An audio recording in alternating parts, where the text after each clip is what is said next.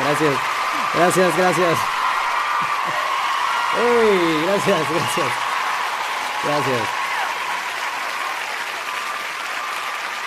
Gracias. Hola y bienvenidos a esta última emisión de Hace no tanto de esta temporada. Ay, sí, sean mamones. Antes que todo, muchas gracias por estar aquí hoy y por haber estado durante estos 3 meses que dejaron un saldo de aproximadamente 3 horas y media. 3 horas y media de contenido, más lo que se sume en este episodio. Gracias, muchas gracias. Quiero ser muy honesto. La verdad es que creí que iba a ser imposible escribir, grabar, editar y postproducir este podcast con una semana de separación entre episodios. Me las he sabido arreglar y pues aquí estoy. Gracias, yo también te amo. Hay gente que me ha dicho que no quieren que termine esta temporada. A todos ellos les digo muchas gracias. Qué bueno que les gusta y disfrutan de este podcast. Pero no chinguen. También uno necesita descansar y estar sin el estrés de dejar un episodio listo semana tras semana. Pero bueno, tampoco los voy a dejar aquí solitos y desamparados. Voy a estar pendiente de las redes sociales, así que si quieren seguir dejando un comentario, mandar mensajes o lo que quieran, con todo gusto yo les voy a seguir contestando.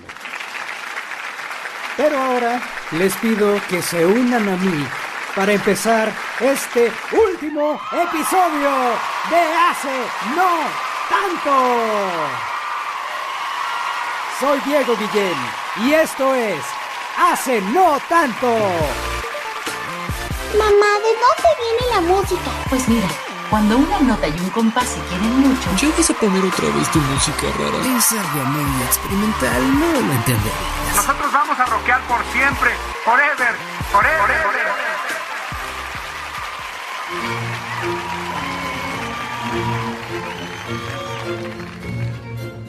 El final del barroco fue un periodo de tiempo un poco incómodo. Estaba comenzando un nuevo siglo, ya todos los compositores y teóricos musicales habían profundizado pues muy cabrón en todo esto. Ya el lenguaje tonal estaba establecido, las nuevas formas musicales le gustaban a la banda, la teoría de los afectos funcionaba chingón y todo iba bien, muy bien. Muy bien. También que los músicos se estancaron. Durante un buen rato no se inventó nada nuevo, no se innovó en la teoría ni en las técnicas ni nada.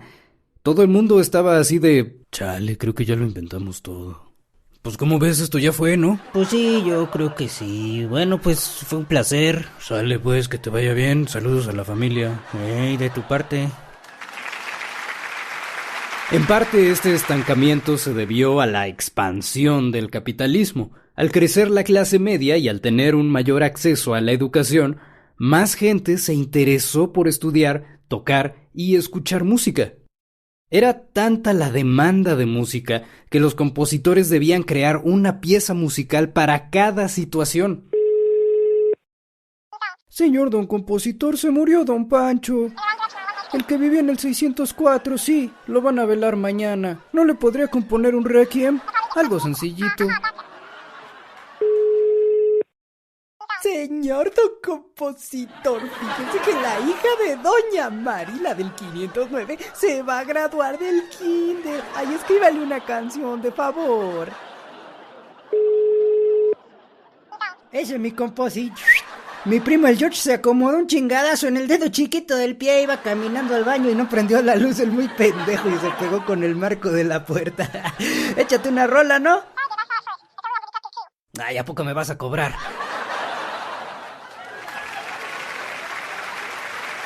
Entonces, con tanto encargo, ¿a quién chingados le da tiempo de innovar? Pues, a las futuras generaciones. En Italia, específicamente en Nápoles, había unas instituciones en donde les enseñaban música a los niños huérfanos. Estos lugares eran conocidos como conservatorios. No puedo asegurar que conservatorio fuera en esa época sinónimo de orfanato, pero es muy posible que sí. Uno de esos lugares fue de donde salió Carlo Broschi, mejor conocido como Farinelli, el castrato más famoso. No, sí es muy famoso y de hecho tiene una película, incluso supuestamente Freddie Mercury lo iba a interpretar, pero en ese momento estaba muy ocupado muriéndose de sida. Pero bueno, en Venecia, un joven de 20 y tantos años estaba enseñando música a los niños del Pio Ospedale della Pietà. Era un violinista virtuoso apodado el Cura Rojo por su melena colorada. Su nombre era Antonio Vivaldi. Y la fama del Toñito se debió no solo a su virtuosismo, sino a su estilo de composición, el cual tenía melodías muy memorables, rítmicas interesantes, un manejo orquestal y solista impecable, además de tener un rango de estilos que abarcaba por completo lo que se venía haciendo en esa época. Un dato curioso de Antonio Vivaldi es que él quería ser flautista, pero por ser asmático lo rechazaron de todas las escuelas. Y él juró venganza. Una venganza musical.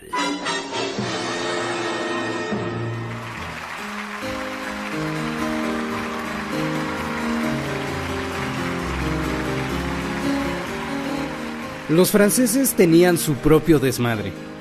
Y por desmadre me refiero a que no aceptaban la música de ningún otro lado. Por más buena, por más brillante, por más genial que fuera, los franceses simplemente no aceptaban la música de otros países.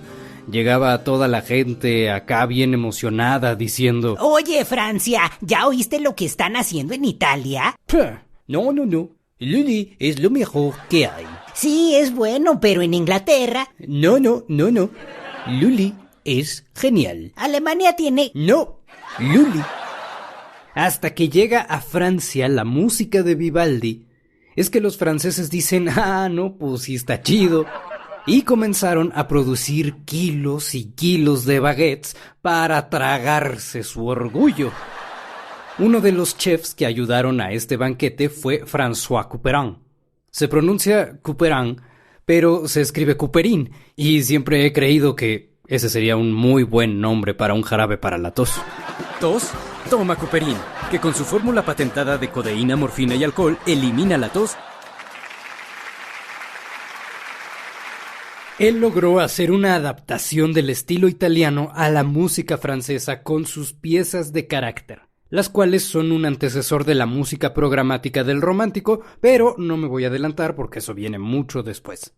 Las piezas de carácter de Couperin son obras para clavecín en donde se le sugiere a quien la toque una emoción, una escena o una característica, como si la pieza musical fuera un personaje de obra de teatro.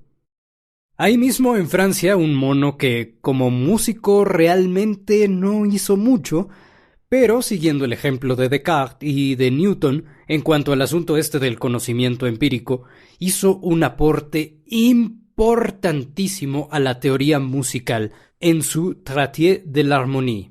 En él describe, explica y define los pilares del lenguaje tonal, las funciones armónicas, es decir, la función tónica, la dominante y la subdominante. ¿Qué pedo? ¿Ya vas a empezar otra vez con tus cosas, güey? No, a ver.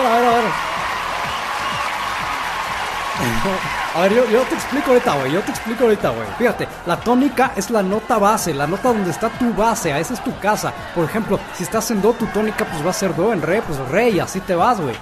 La subdominante y la dominante son un poquito más difíciles de explicar, pero sí se puede, papi, sí se puede. Vamos. Fíjate, la diferencia es esta. La dominante es la que tiene una mayor inestabilidad, pero te lleva directito y sin escalas, papá. Te lleva sin escalas a tu tónica para que descanses otra vez después de tanta inestabilidad, güey. La subdominante tiene más estabilidad y te lleva más despacito, más de la manita, pero otra vez a tu tónica, güey. O sea, esas dos cosas, güey, lo que hacen es definir en qué tono estás, en qué escala estás, güey. Gracias. Síganla pasando a gusto. Y habla también sobre el uso y los porqués de la modulación. Modulación. Proceso musical según el cual se pasa de un tono o de un modo a otro. Su tratamiento y clasificación entran dentro del campo de estudio de la armonía.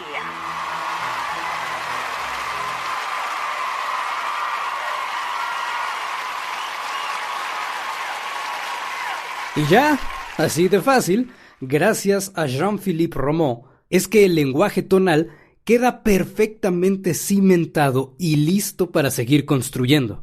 Pero claro, ante esta innovación, los integrantes del FREPNICE no tardaron en llegar alegando que esa música nueva era muy compleja, se oía muy forzada y estaba muy rebuscada, o sea, era muy barroca, y por tanto se había perdido la naturalidad y simplicidad de la música del gran Lully. Rameau se encabronó cuando esto pasó y, de hecho, durante el estreno de su ballet Las Indias Galantes, momentos antes de la presentación, dijo unas palabras muy políticamente correctas contra aquellos que protestaron por este nuevo lenguaje.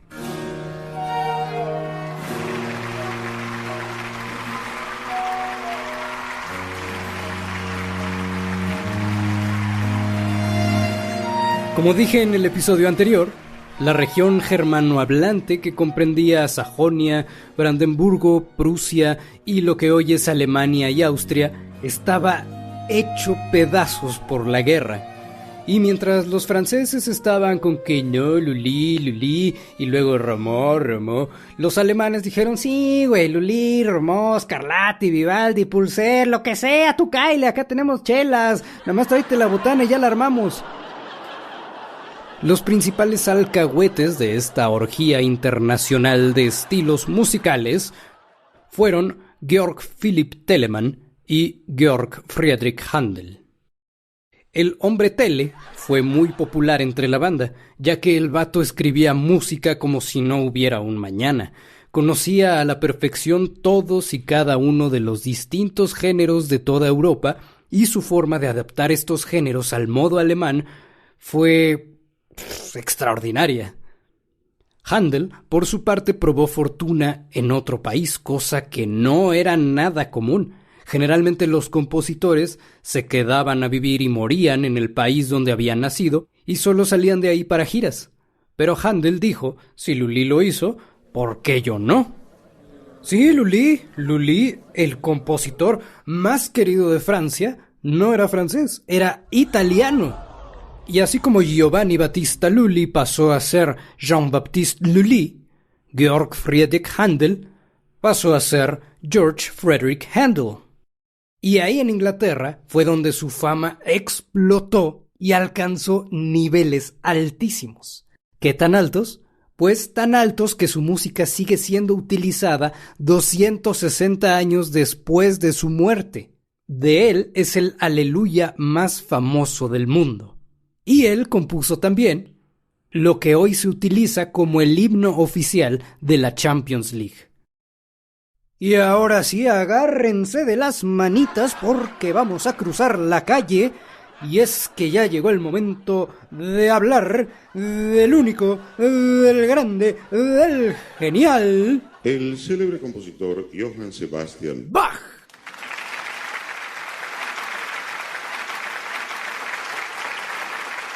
Muchas gracias a nombre de Bach.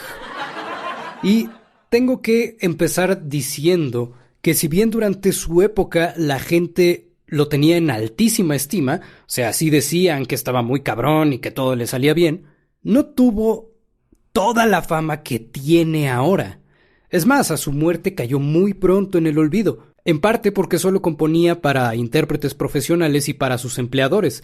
Él no se andaba con mamadas, nada de que tócale las mañanitas a tu tía la gorda, mijito, ándale, ella te quiere mucho, no seas así. Y en otra parte, por los prejuicios del nuevo público que consideraba su música como anticuada. Igual que Telemann, Bach componía un día sí y el otro también. Su capacidad de trabajo era tan alta que parecía guionista de telenovelas, el cabrón. Todos los días escribía una nueva obra para las iglesias y cortes en las que trabajaba. Todos los fucking días, el hijo de la chingada tenía por lo menos 10 rolas perfectamente bien escritas y listas para interpretarse. Es por eso que su catálogo total es enorme y aún así faltan muchísimas obras en él. Yo no sé a qué pinche hora le dio tiempo de engendrar 20 hijos y tener 2 esposas, pero está cabrón. En todas las obras de Bach toma prestados elementos de la música de Torelli, de Corelli, de Scarlatti, de Vivaldi, de Couperin y muchísimos compositores más, incluidos sus paisanos Telemann y Händel. Esto no lo hizo por ser un pinche rata. Bueno, sí, un poco. Pero también lo hizo para absorber y explotar de maneras insospechadas y ultra novedosas todos los géneros de su época: el contrapunto, la armonía, la melodía y la polifonía. Y a pesar de haber caído en el olvido durante casi un siglo, la huella que dejó la música de Bach fue importantísima para el desarrollo de la música del siglo XIX. Tan importante fueron sus aportes que muchos historiadores toman el año de su muerte, 1750, para marcar el final del barroco. Bueno, pues ya es 1750, ya murió Johann Sebastian Bach, por lo tanto ya terminó el barroco, así que... Oiga, pero ya habíamos quemado todo en 1600 cuando empezó el barroco. Ah, sí es cierto. Pues, ¿qué hacemos? ¿Lo volvemos a quemar? Pues sí, ¿no? Digo, a menos que no quieran. No, pues, por mí no hay problema. Bueno, entonces... ¡quémenlo todo!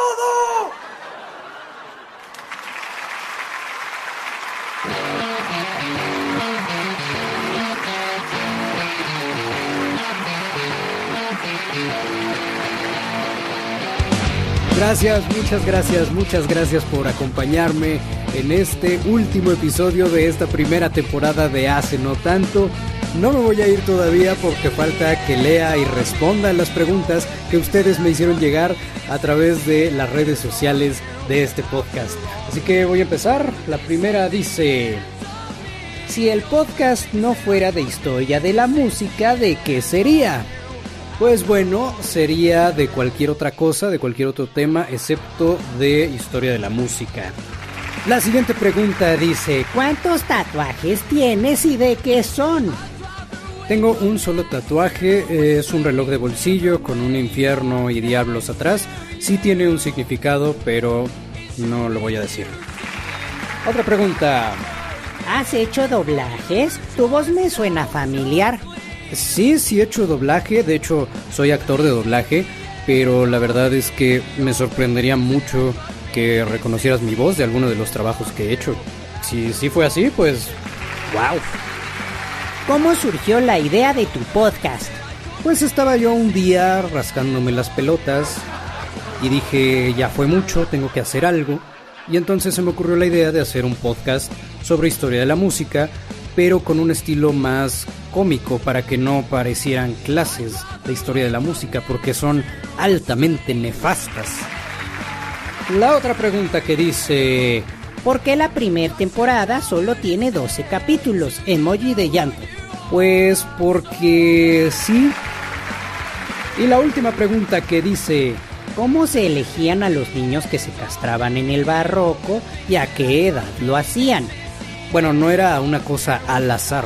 Obviamente, quienes estaban encargados de ese asunto los elegían por quiénes eran los niños que cantaban mejor, quienes tenían mayores posibilidades de armarla en el negocio, y lo hacían a temprana edad, como a los 9, 10, máximo a los 11 años.